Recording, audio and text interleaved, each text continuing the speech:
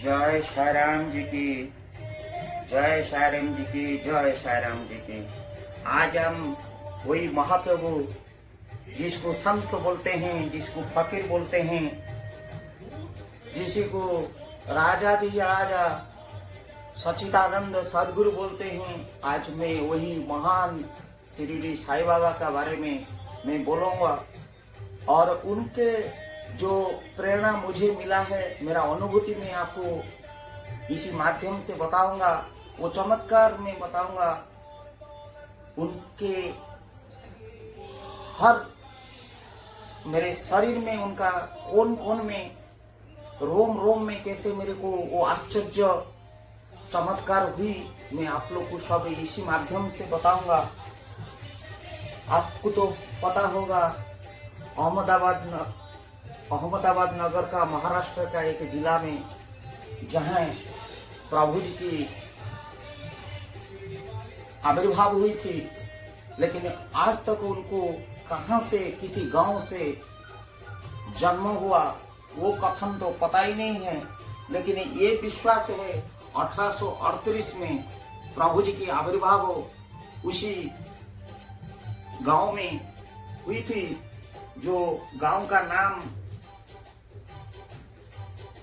था अहमदाबाद डिस्ट्रिक्ट में एक छोटा सा गांव। और जिस गांव में बाबा फकीर के रूप में, एक छोटा बच्चा का रूप में आए थे और एक नीम की पेड़ के नीचे बैठ गए थे।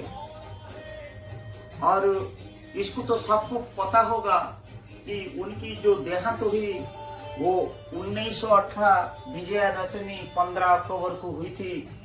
और उनको पहले से आभास हो गया था कि मैं उसी दिन देहांत होगा मेरा।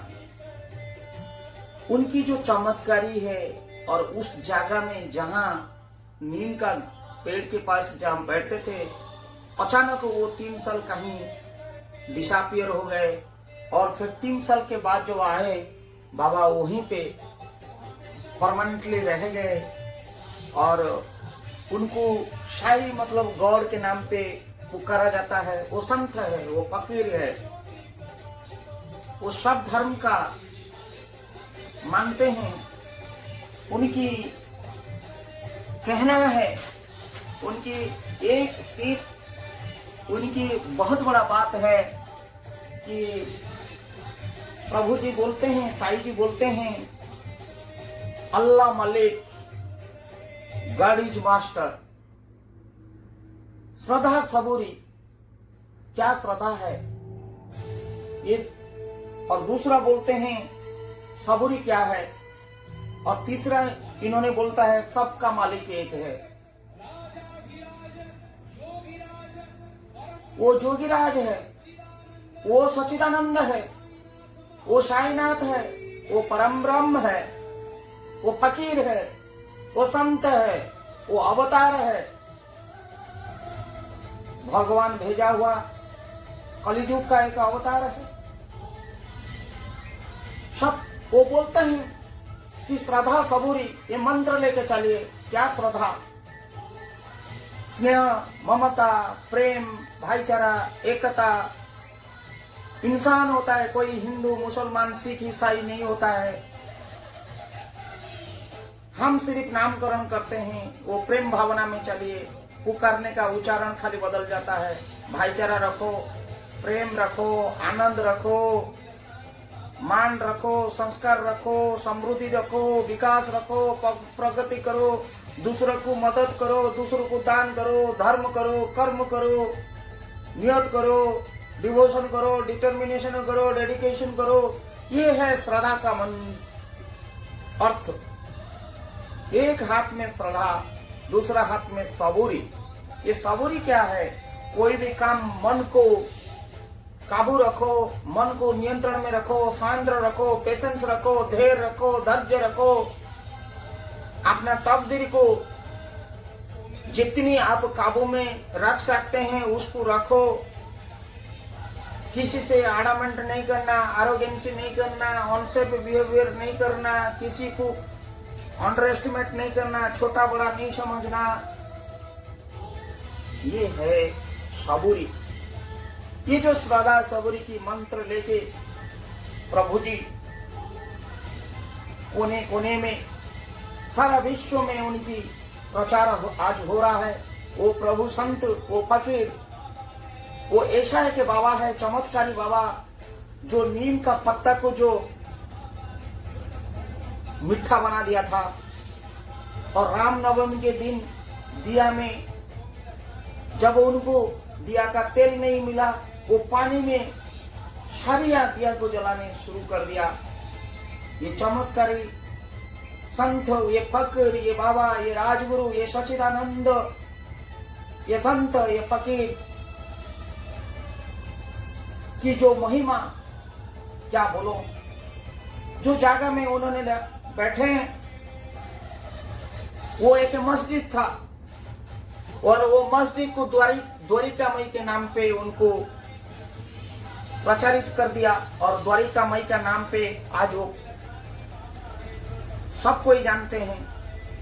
और कहावत है, प्रभु बोलते हैं हमेशा, मैं केवल भगवान का दास हूं, मैं केवल भगवान का दास हूं और भगवान का बिना अनुमति में मैं कुछ भी नहीं कर सकता हूं, मैं कुछ भी नहीं कर सकता हूं। ये उनकी जो कहावत है कि मैं केवल भगवान को विचार, भगवान का धर्म, भगवान का अनुमति से मैं आगे चलता हूं। और मैं आप लोग को सबको बोलता हूं, भगवान को पुरस्कार करो, भगवान को प्रार्थना करो, भगवान का शरण में जाओ। ये भगवान ही आपको रोशनी देंगे, रास्ता देंगे, आशीर्वाद देंगे, धैर्य देंगे, सबूरी देंगे। फिर वही बोलते हैं, अल्लाह मालिक, सबका मालिक एक है, सदा सबूरी। ये मंत्र है उनकी। एक छोटा सा कफन बांध देते थे और फकीर, सच तो ये है, वो फकीर होके जाते थे किसी का दरबार में, वो मांगने नहीं जाते थे, वो देने जाते थे। उनका श्रद्धा जहां आ गया वो वहीं जाते थे। बहाना था मांगने का, लेकिन देने के लिए तो जाते थे। वो अंतर्यामी है, वो निराकार है, वो ब्रह्म है, वो विष्णु है, वो महेश है और वो अवतार है। उनको सब पता हो जाता था। मिट्टी को ऐसे पकड़ लेने से सोना बना देते थे फकीर जी। उनकी 4 आरती होता है आज भी। उनको जो विजयादशमी के बाद जो समाधि लेने के बाद जो 4 आरती होता है, शायद आप लोग को पता नहीं होगा। एक है उसको बोलते हैं कक्कड़ आरती, जो सुबह सुबह होता है 4:30 बजे के आसपास में, और एक होता है मध्याह्न आरती, वो 12:30 बजे के बाद होता है, और एक है धूप आरती जो सायंकाल में होता है, और एक होता है सेज आरती जो स्वयं को जाने से पहले होता है, वो नाइट में होता है, करीब 10:30 बजे होता है। 4 आरती उनके पास होता है। और उनकी समाधि जो होता है द्वारका मई में होता है। और उनकी 5 मंत्र था। क्या मंत्र था? वो 5 मंत्र था प्रभु जी की। ये प्रभु जी की 5 मंत्र था। उनका था डेडिकेशन, उनका था डिवोशन, उनका था डिटर्मिनेशन, उनका था डिसिप्लिन, और उनका था डिस्क्रिमिनेशन। बड़ा छोटा कोई दुनिया में नहीं होता है। ये जो 5D की मंत्र आज हम बोलते हैं साइंस में, लेकिन ये साधु ने, संत ने वो बताए थे। और उनका गुरुवार के दिन में खिचड़ी की प्रसाद होता है। और ये कहावत है द्वारका माई को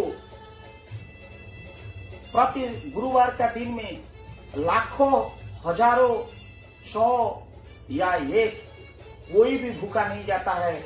वहां पे अन्न प्रसाद दिया जाता है, खिचड़ी बंटन होता है। और स्वयं बाबा ने द्वारका माई को उस दिन आते हैं श्रद्धालु को दर्शन देने के लिए। उनकी देहांत के बारे में लोग को पता है, लेकिन उनका उत्पन्न कहां से हुआ, कौन सा गांव से आया, बहुत सारी कहावत है। बहुत सारी कहावत है कि उनकी जो जन्म कब हुई और कहां से हुई, क्यों उनको सदगुरु कहा जाता है, ये बहुत रहस्यमय है। और बोलते हैं कि ये दत्तात्रेय देवता का एक अवतार है। दत्तात्रेय देवजात की एक अनुरूपक, एक अवतार का रूप में वो आए हैं। लेकिन उनको श्री साई सच्चिदानंद के रूप में, सदगुरु के नाम पे, संत के नाम पे, एक बहुत प्रकार में उनका अनेक नाम में पुकारा जाता है। मैं ये सब आज नहीं कह के उनको खाली इतना मैं कोटि कोटि नमन करता हूँ ये राजाधिराज राजगुरु को, सच्चिदानंद को, कि मेरे साथ क्या अनोनी घटना हुआ था। आइए, मैं वो जो छोटा गांव में जिसको पथरी करके बोलते हैं, जहां उनकी जन्म है और जहां वो लोग बोलते हैं कि वो पथरी गांव में जन्म हुआ था। कोई बोलते हैं तमिलनाडु में जन्म हुआ था, चाहे उनका कहीं पे भी जन्म हो। कोई बोलते हैं कि कोई एक नाविक, उनको नाविक के परिवार में जन्म हुई थी। कोई बोलते हैं वो तमिलनाडु का छोटा सा गांव से जन्म हुए थे। लेकिन सटीक आज तक तो किसी को भी पता नहीं है। लेकिन ये तो सत्य है कि प्रभु ने जब से उनको बचपन से देखा गया, उनके नीम के पेड़ के पास, जैसे हमारा जगन्नाथ प्रभु नीम की दारू से ही बनते हैं, ऐसे ही वो नीम के नीचे ही बैठ के संन्यास में मग्न रहते थे, ध्यान में मग्न रहते थे। कितनी सालों चला गया, कितनी सालों चला गया। प्रभु सबका उपकार करते गया, आशीर्वाद करते गया। मेरे साथ जो हुआ कहानी मैं अगर नहीं भी बोलूंगा, आप लोगों का माध्यम पे दूसरों लोग को ये कहानी पता नहीं चलेगा। एक दिन प्रभु जी की बारे में मेरे को कुछ मालूम नहीं था, कुछ मालूम नहीं था। उस दिन मेरे को याद है, गुरुवार का दिन में खिचड़ी के प्रसाद चल रहा था। मेरा कर्मनपालम, विशाखापट्टनम के पास एक ही गांव, छोटा सा एक ही कर्मनपालम गांव में मैं किराया में रहता था, डुप्लेक्स में। और वो जो डुप्लेक्स में मैं रहता था, मैं कार लेके मैं जब 8:30 बजे ऑफिस निकल रहा हूँ और देख रहा हूँ एक बाबा जी की एक मंदिर है और बाबा जी की बहुत सारे फोटो लगा हुआ और बहुत सारी गाड़ी घोड़ा है। इतना गाड़ी घोड़ा है, गुरुवार का दिन था और मेरे को तो आइडिया नहीं था वो क्या होता है, बाबा क्या होता है, क्या है क्या नहीं है। तो वो ऐसे करके वो बाबा का चिन्ह था, जैसे प्रभु जी की ऐसे ही थे, बहुत सारी चित्र विचित्र। और मेरा गाड़ी जाने के लिए रास्ता ही नहीं था। मैं एक आदमी को बोला कि एक भाई क्या हो रहा है, नहीं आपको पता नहीं है आज बाबा का दिन है, दरबार खुला है, आओ खिचड़ी खा के जाओ। बोला क्या बाबा? तो बोले कि अरे साईं बाबा। अरे कौन सा साईं बाबा होता है यार, हमको तो पता ही नहीं है। तो उसके बाद वे बोला कि यार बाद में आऊंगा करके। मैं वो आदमी को बोला थोड़ा गाड़ी तुम सरका दो, मैं निकल जाऊंगा, मैं कार लेके। और क्या हुआ कि वो गाड़ी में जैसे लेके जा रहा हूँ, जहां सब गाड़ी पार्किंग हुई थी खत्म हो रहा है, वहां पे एक फकीर खड़ा है और ऐसा जगह में खड़ा है कि मैं उसको ओवरटेक करके जा नहीं सकता हूँ।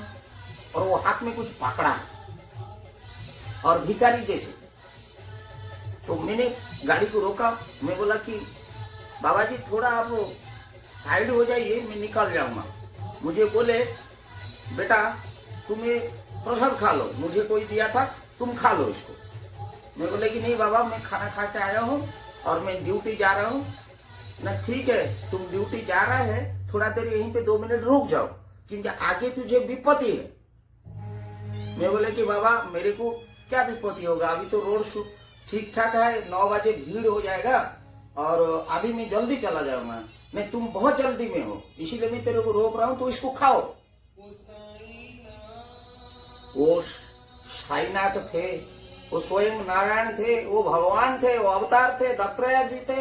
मैं उनका बात नहीं मान रहा था।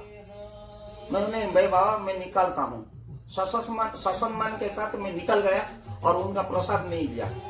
और मैं जहाँ देख रहा हूँ करमनपालम में, मैंने जिस राष्ट्रीय इस्पात निगम लिमिटेड रोड को जाने क्या और करमनपालम का इस तरह का जो गोल चक्कर है, वो गोल चक्कर के पास मैं गाड़ी लेके जा रहा हूँ, एक ट्रक आया, मुझे मार के उड़ा देता था।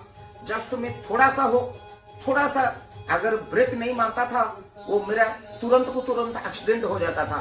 और जैसे ट्रक पार हो गया, मैं तो सोचा मेरा गाड़ी एक्सीडेंट हो गया, लेकिन ऐसा कुछ भी नहीं हुआ था। लेकिन जैसे पार कर रहा हूँ, वो फकीर बाबा फिर खड़ा है, बोल रहा है बेटा मैं बोला था ना तुझे, थोड़ा रुक जाते से गाड़ी पार हो जाता था, तुम क्यों हड़बड़ करते हो, लो अभी तो खा लो।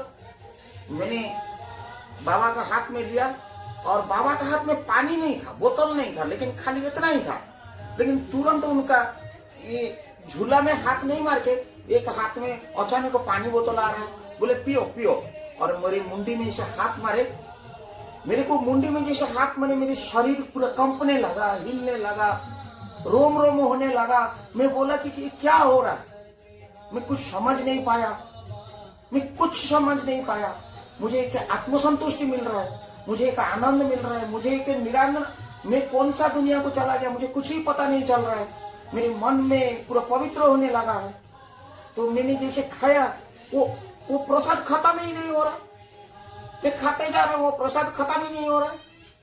मैं बोला बाबा वो प्रसाद खत्म ही नहीं हो रहा है आप, तो बोले खाओ और जितना बचेगा तुम रख लो, फेंकना नहीं। लेकिन इसको मैं फिर लेके घर तक गया, आप लोग को आश्चर्य होगा, मैं जितना खाया उतना ही फिर था। घर में फिर खोल के देखा तो फिर वो जो पानी का बोतल को मैं लेके गया, और जब पानी का बोतल में पी लिया था, थोड़ा सा था, वो पानी बोतल पूरा भरल था। मैं घर में जाके जैसे मैंने बताया सब मेरा परिवार लोग को, उन लोग को आश्चर्य हो गए और विश्वास नहीं किए। तो फिर हम शाम को 5:30 बजे जब आरती में आए, हम पूरा वो जो नहीं मानते थे कि ये बाबा कौन है, कहाँ है, जहां से वो पार्किंग हुआ था, हम आके लम के सो के जब सो गए, पूरा एकदम साष्टांग प्रणिपात किए। और जब उड़ता हूँ, मेरे पीछे देखता हूँ खड़ा हो के बाबा खड़ा है, कोई बाबा खड़े हैं। मैं बोला बाबा आप हो? नहीं मैं अंतर्जामी हूँ कहे। और फकीर के अंदर में कहा अदृश्य हो गए, मेरे कुछ पता ही नहीं चला। बोले कि भगवान तुझे भला करे, इतना बोले। मैं तेरे साथ हूँ और आज मैं उनको गाला में लेके चल रहा हूँ, उनकी धारण करके चल रहा हूँ। ये एक मिराकल था। और ऐसे ही मेरे वो जगह से जब स्थानांतरण हुआ, मैं जैसे छत्तीसगढ़ को आया, छत्तीसगढ़ को आने के अंदर में मेरे को आज भी याद है, मैं दुर्ग एक्सप्रेस में आ रहा था, पूरी दुर्ग एक्सप्रेस में मैं निकल रहा था और मैं एक छोटा जमीन खरीदी करने के लिए गया था कि ये जमीन कैसे करे। मेरे पास थोड़ा बहुत पैसा था, पैसा का इकट्ठा नहीं कर पाता था। मेरे को 2-2.5 लाख का मेरे पास था और जमीन का कॉस्ट 6-7 लाख होगा। ये 2002 का बात, 2008 का, 2002-2003 का बात था। तो मैं बाबा का नाम लिया, हे बाबा ये कैसे होगा, ये तो डिस्प्यूट लैंड है, कैसे सब समाधान होगा। और छोटा सा घर मेरे को बनाना ही है, मेरे पास तो कुछ भी नहीं है, तो प्रभु कुछ रास्ता दिखा। मैं जब घर को गया तो एक आदमी आके मेरे को बोल रहा है, अरे आपका ना वो जमीन मैंने जो लिया था लीज में, वो पैसा मैंने नहीं दिया था और आज आप ले लीजिए और आपका कुछ काम होगा और बहुत दिन लेट हो गया, इसलिए भैया माफ करना। मेरे को अचानक आश्चर्य हो रहा है कि वो पैसा मेरे को मिला। वो कितना सालों से वो पैसा नहीं दिया था, जो जमीन के हमारा लीज में लेके खेती किसानी कर रहा है, वो ला के दिया। थोड़ा बहुत वहां से मिल गया और हमारा परिवार का ओर से थोड़ा बहुत हो गया। हमको पता ही नहीं चला, हमने जमीन तो खरीदी कर लिया। जमीन खरीदी करके हम दुर्ग एक्सप्रेस में जा रहे हैं, बैठ के सुबह बहुत सारी पैसेंजर है और मैं सेकंड स्लीपर में बंधुगण बैठा था। जैसे बैठा था, जैसे नींद खुला क्योंकि करीब करीब रायपुर होता है वो 7:30 बजे 8:30 बजे के 8:30 के आसपास में 7:30 8:30 के आसपास में वो रायपुर का आसपास जैसे हुआ तो एक बाबा जैसे एक फकीर और बेहोश में पूरा मांग मांग के भीख आ रहा, कोई दे नहीं रहा है, सब तो सोए रहे, सुबह सुबह का था। तो मैं उठ गया, मेरे को बोले कि दो बाबू दो, मेरे पास 20 रुपया में निकला और ऐसे दे दिया। और उस समय जैसे वो बाकी अड़ोस पड़ोस सब उठ गए थे, अगल बगल वाला सेकंड स्लीपर में तो आपको पता होगा मिडिल ब्रथ होता है, अपर ब्रथ होता है, साइड होता है, साइड अपर होता है, सब उठ गए थे। तो उठ के देख रहे थे तो फिर बोले कि यार बेटा तेरे जेब में और पैसा है, तुम निकालो। मैं फिर 50 रुपया निकाल कर दिया। फिर बोले कि बेटा क्यों कंजूसी कर रहा है, तेरे पास और भी पैसा है, दो मुझे। तो फिर मैंने 100 दिया। फिर ये लोग सब हंस रहे थे, तो बोले कि यार ये कुछ हिप्नोटिज्म कर दिया, कुछ जादू टोना वाला आ गया, ये उसको पैसा लूट के जाएगा। फिर बोला कि यार बेटा देखे तेरा अट्टाची में बहुत पैसा है, तुम इतना छोटा छोटा पैसा क्यों दे रहा, तुम वो 500 दो। मैंने फिर 500 निकल के 500 दिया। फिर 1000 रुपया वाला नोट चल रहा था, उसमें 1000 नोट, बोला कि तेरे बेटा दो। देने के बाद मैंने देखा मेरे पास जितना पैसा पत्र है मैं सब दे चुका हूँ और मेरे पास सिर्फ थोड़ा बहुत चिल्लर पैसा पड़ा हुआ। मैं बोला बाबा और नहीं है मेरे पास, थोड़ा बहुत पड़ा हुआ। तो ये लोग जितनी मेरी बैठे थे वो कंपार्टमेंट में, वो हंसने लगे और बोले गया ना, लूट के लेके चला गया ना, क्या मिला यार, उतना पैसा हम लोग को चाय पानी पिला देते थे। हे बंधुगण श्रोतागण, जो मेरा जीवन का जो मिराकिल मैं बता रहा हूँ, ये कोई कहानी नहीं है, ये सत्य मेरे साथ घटा हुआ। मैं स्वयं उसको आजमाया हूँ, मैं आज आपको बयान कर रहा हूँ। ये प्रभु जी की महान लीला से एक लीला मेरे साथ चमत्कारी जो हुई मैं बता रहा हूँ। आइए आगे क्या हुआ। मैंने जैसे पैसा पत्र लेके गए, मैं बोले हे प्रभु मैं तो ऐसे ही कल भिखारी था, आप ही अरेंज कर दिए थे और आपका ही ये शायद साक्षात दर्शन हो रहा है, सुबह सुबह मुझे ऐसा अनुभव हो रहा है प्रभु, मुझे अनुभव हो रहा है। और प्रभु वो जगह में छोटा सा घर कैसे बनाऊंगा, उसका व्यवस्था कुछ कर दीजिए ना प्रभु। और मेरे पास तो पैसा नहीं है, मैं फिर इतना दूर कैसे भी ऑटो में जाऊंगा। अच्छा चलो कोई बात नहीं है, वो बाबा कुछ करेंगे नहीं तो पैदल 5 किलोमीटर चला जाएंगे, और क्या है, चिल्लर पैसा में क्या होगा, 5-10 रुपया तो पड़ा था। और मुझे ऑटो भाड़ा चाहिए करीब 50 रुपया से 100 रुपये के आसपास में, डिपेंड करता है ऑटो वाला कितना लेगा। तो उसके बाद क्या होगा, आप लोग को हंसी आएगा। हम जब कि भिलाई पावर हाउस करके एक छोटा सा स्टेशन है, मतलब वो दुर्ग स्टेशन, पहले हम जब उतर रहे हैं, वो पर्टिकुलर जो मेरे से पैसा लिए थे वो बाबा खड़ा है। जब खड़ा है मैं बोला बाबा आप तो ट्रेन में आते थे, और वो भी रायपुर से पहले वाला स्टेशन में। बाबा मैं तो अभी उतर रहा हूँ, ट्रेन अभी आया, आपके कब कौन सा गाड़ी से आके पहुंचा। मृदु हंस के बोले बेटा तेरे पास पैसा नहीं है ना ऑटो के लिए। मैं बोला नहीं बाबा, आपको कैसे पता चला, ना आओ ना ऑटो में बैठो, मैं भी उधर ही जा रहा हूँ, तुम जाओगे ना सेक्टर 10 तरफ। मैं बोला हाँ बाबा। हमारा वो ऑटो में बैठे, मेरे को वो सौभाग्य हुआ, वो प्रभु का वो लीला, वो महान दृश्य लीला, अदृश्य लीला नहीं दृश्य लीला मेरे संग गए। और मुझे अनुभूति हो गया था कि बाबा मेरे साथ जा रहा है, मेरे को यह अनुभूति हो गया था कि बाबा मेरे साथ जा रहा है। कि जैसे मैं उतरा सेक्टर 10 में, वो मुझे जितना ही पैसा लिए थे उससे कहीं गुना पैसा उनका झोली से मेरे को निकाल के दिए। मैं वो पैसा को जैसे ऐसे रखा, मेरे को बोले बेटा यही पैसा से तेरा घर हो जाएगा, तो चिंता मत करो जा। और जैसे मैं गया, मैंने मेरा ड्यूटी किया। 2 महीने के अंदर में मेरी एक दोस्त मुझे फोन कर रहा है, अरे प्रमोद। मैं बोला कि हाँ दोस्त बोलो मनोज, ना मेरा पोस्टिंग हो गया है वो डिजाइन डिपार्टमेंट में उड़ीसा में, तुम आ जाना, कोई भी काम होगा मेरे को बताना। तुरंत मेरा बिल्डिंग प्लान अप्रूव हो गया, तुरंत को तुरंत, कुछ करने की नहीं, एक पैसा की जरूरत नहीं।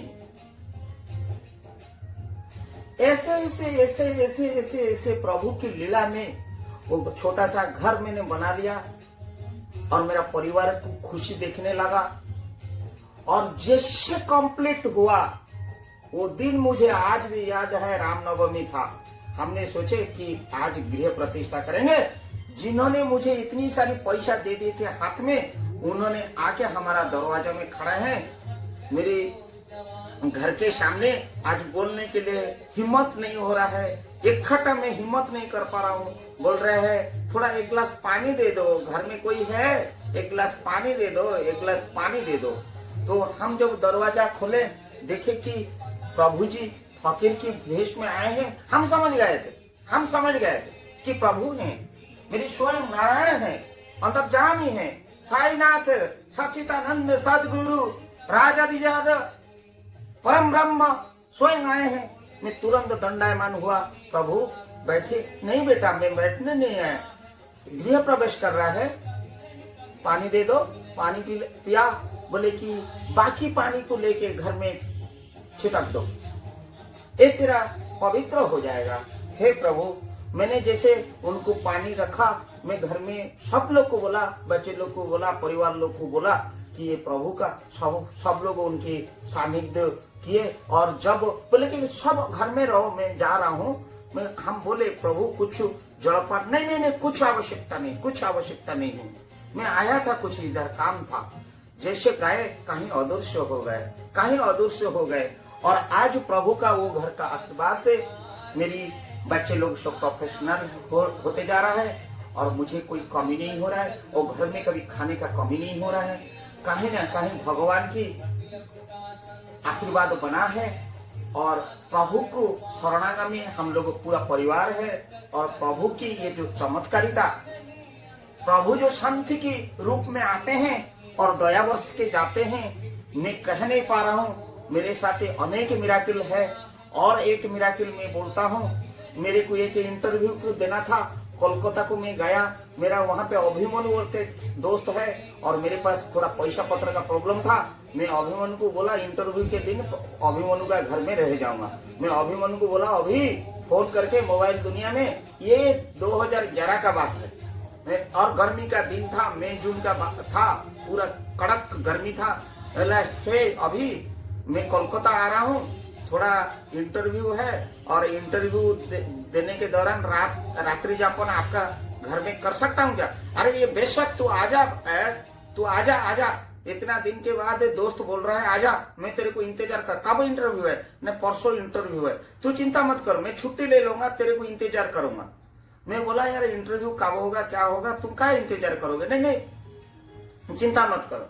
उतना ही बात खत्म हो गया और हम कोलकाता में पहुंच गए। और कोलकाता में जब पहुंच गए सॉल्ट लेक के पास, और हमारा वहां पे इंटरव्यू स्थल में हम पहुंचे, तो सुबह अभिमन्यु फोन किया, बोले कि यार मैं आज छुट्टी ले लेता हूँ। मैं बोला छुट्टी मत लो, क्योंकि इंटरव्यू कब खत्म होगा, इंटरव्यू के बाद मैं बुला लूंगा, तुम आ जाना, तब साथी होके निकल जाएंगे, कोई टेंशन नहीं लेना। और इंटरव्यू ऐसे होते मैं लास्ट कैंडिडेट था, 27 कैंडिडेट थे और मैं एज वाइज सब स्क्रूटनिंग हुई थी और मैं ही लास्ट था एक्सपीरियंस हिसाब से। और जो पैरामीटर था मैं लास्ट कैंडिडेट था, 27वां कैंडिडेट। और मेरा इंटरव्यू खत्म होते 5:30, पूरा गर्मी का दिन, पूरा पसीना बह रहा है। और वो ड्यूटी गया, मेरा अभिमन्यु जो दोस्त है वो गया ड्यूटी। मुझे पता है दोनों का बात हो गया कि मैं ड्यूटी जा रहा हूँ, तो फोन करने से मैं ड्यूटी से आऊंगा, सीधा वो साथी होके घर निकलेंगे। और मैं जैसे निकलता हूँ कि इंटरव्यू दे के 45 मिनट्स मेरा जब इंटरव्यू हुआ, पूरा रोम पूरा पसीना बह रहा है, गर्मी का दिन, प्यास लग रहा है। मैं जैसे बाहर निकला वो बिल्डिंग के बाहर में देख रहा हूँ मेरा दोस्त अभिमन्यु मेरे लिए पसंदीदा थम्स अप, पूरा चिल्ड थम्स अप लेके खड़ा है। बोलता है यार पी तेरा काम हो गया यार, पी। मैं बोला यार अभी 20 साल के बाद दोस्ती का मुलाकात तू याद रखे हो कि मैं थम्स अप पीता हूँ, मेरा मैंने यही है कि पसंदीदा सॉफ्ट ड्रिंक्स। बोले कि अरे दोस्त हो तो कैसे याद नहीं रखूंगा, पी। अरे मैं बोला तेरा नहीं, मेरा मैं लाता हूँ ना, तू टेंशन क्यों नहीं, मैं तो पी के खड़ा हूँ तेरे लिए। मैं बोला तू तो ड्यूटी में था, तेरे को एड्रेस कैसे पता चला कि मैं यहीं पे हूँ? अरे छोड़ ना, मैं यहीं पे रहता हूँ, मुझे पता नहीं, मैं यहाँ पे कोने कोने में रहता हूँ। मैं बोला ठीक है, तू पी, मैं ऐसे पी रहा हूँ, तेरा काम हो गया, तू आराम से पी, कोई टेंशन नहीं लेने का। मैं बोला कि अभी बहुत लोग थे, मैं तो 27 नंबर कैंडिडेट हूँ। अरे तू पी ना यार, तेरा काम हो गया, तू पी। मैं ऐसे पी रहा था, मुंह को ले रहा हूँ कोल्ड ड्रिंक्स पीने के लिए। बोल रहा है कि प्रमोद तुम यहीं पे खड़े रहो। मैं तुरंत गया, यूं आया, क्योंकि उसका पैसा मुझे देना है, दुकान वाला का मैं नहीं दिया हूँ, तो मैं दे के आता हूँ। जैसे मैं पी रहा हूँ और वो जैसे पैसा देने के लिए गया, अचानक मेरा घंटी बाजने लगा। हेलो प्रमोद, तुम कहाँ हो? मैं बोला कि कौन? ना अभी बोल रहा हूँ। बोला अभी तुम तो मेरे को कोल्ड ड्रिंक्स दे रहा है, मैं पी रहा है। अरे मैं ऑफिस से निकला नहीं यार, क्या बात कर रहा है? ये कोल्ड ड्रिंक्स काय का कोल्ड ड्रिंक्स? क्या कोल्ड ड्रिंक्स? कौन सा कोल्ड ड्रिंक्स? तू कहाँ हो? पूरा कोल्ड ड्रिंक्स मेरा हाथ से भाई गिरा। मैं टेंशन में आया। मैं बोला कि ये प्रभु कहाँ आए थे? वो जगह से लेके मस्तिष्क में लगा रहा हूं। ऊपर से फिर वो फोन घंटी फिर बाजने लगा। ऊपर से जो जहां इंटरव्यू दे के आया था वहां बोर्ड मेरे को बुला रहा है। अरे भाई वो तुम भाग गया क्या? नहीं, उनका पियन दौड़ के आ रहा है। अरे तुमको बुलावा आ रहा है। क्यों बुलावा आ रहा है? चलो मेरा इंटरव्यू तो कर। अरे बुलावा आ रहा है। फिर मैंने गया, मेरे को पूछा जा रहा है बोर्ड में कि हमारा बहुत अर्जेंट काम है, प्रोजेक्ट का काम है और आपको 90 महीना का माहौल तो नहीं मिलेगा नोटिस पीरियड का, ओनली 30 दिन के अंदर में तुम जाओ बढ़िया बिस्तर बांध के ये कंपनी में ज्वाइन करो। हे प्रभु, जो बोले थे कि तू पी, तेरा काम सब हो चुका है। मैं यहाँ पे कोने कोने में हूँ और मेरा अभिमन्यु को ये सब बात जब मैंने बताया वो स्टंड हो गया। मैं बोला प्रभु का ये दर्शन का मात्र से मेरी शरीर ही हर कोने कोने में प्रभु की लीला, ये चमत्कार। उनको केवल श्रद्धा रखो, उनके साथ प्रेम रखो, उनका शरणागच्छामी हो जाओ और उनका श्रद्धा ऑटोमेटिक आएगा। उनका बरसात इतना होगा, प्रभु का इतना लीला, इतनी अपार, इतनी करुणा, मेरे पास कोई शब्द नहीं है। ये मेरे साथ जो चमत्कारी हुई, मैं आप लोग का माध्यम से पहुंचा रहा हूं और आपको अच्छा लगा बुरा लगा, मुझे उससे कोई मतलब नहीं है।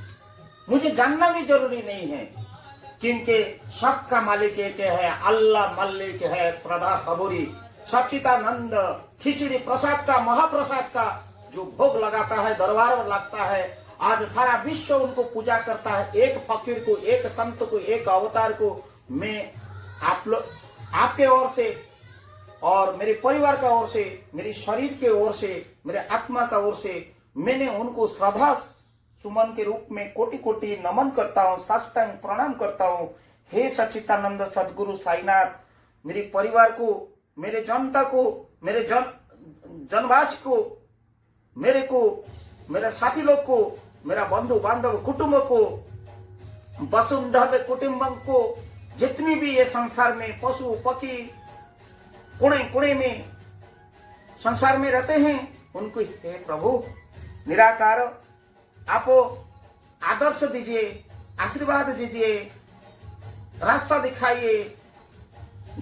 उनका गलती को माफ करके जैसे मेरे प्रति दया रखे हैं, प्रभु सबके प्रति दया रखिए।